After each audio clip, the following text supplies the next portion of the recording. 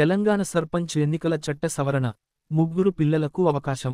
తెలంగాణ రాష్ట్రంలో స్థానిక సంస్థల ఎన్నికల వేళ రేవంత్ రెడ్డి నాయకత్వంలోని కాంగ్రెస్ ప్రభుత్వం కీలక నిర్ణయం తీసుకుంది.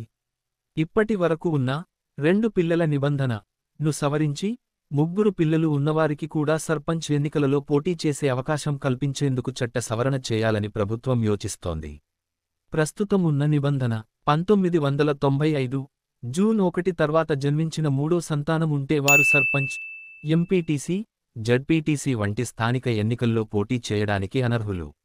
ఈ నిబంధన వల్ల పెద్ద కుటుంబాలు రాజకీయ ప్రాతినిధ్యం కోల్పోతున్నాయని ప్రభుత్వం భావిస్తోంది. రేవంత్ సర్కార్ కొత్త నిర్ణయం, చట్ట సవరణ ప్రణాళిక. రానున్న అసెంబ్లీ సమావేశాల్లో చట్ట సవరణ బిల్లును ప్రవేశపెట్టే యోచనలో ఉంది. ముగ్గురు పిల్లలు ఉన్నవారికి స్థానిక ఎన్నికల్లో పోటీ చేయడానికి అర్హత కల్పించనుంది. సర్పంచ్ అధికారాల పెంపు.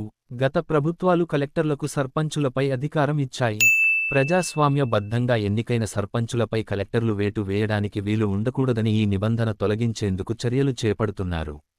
సమగ్ర సర్వేలు. ముందుగా బీసీ జనాభా లెక్కింపు, ఆర్థిక, సామాజిక సర్వేలు పూర్తి చేసి రిజర్వేషన్లను ఖరారు చేయనున్నారు. దీని తర్వాత స్థానిక సంస్థల ఎన్నికల షెడ్యూల్ ఖరారు చేస్తారు. ఈ మార్పులతో కలిగే ప్రభావం. పెద్ద కుటుంబాలకు రాజకీయ ప్రాతినిధ్యం. ముగ్గురు పిల్లలు ఉన్నవారు ఎన్నికల్లో పాల్గొనే అవకాశం పొందుతారు.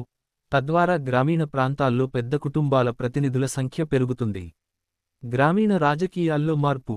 ఈ నిర్ణయం స్థానిక రాజకీయ సమీకరణాలపై గణనీయమైన ప్రభావం చూపవచ్చు. ప్రజా మద్దతు.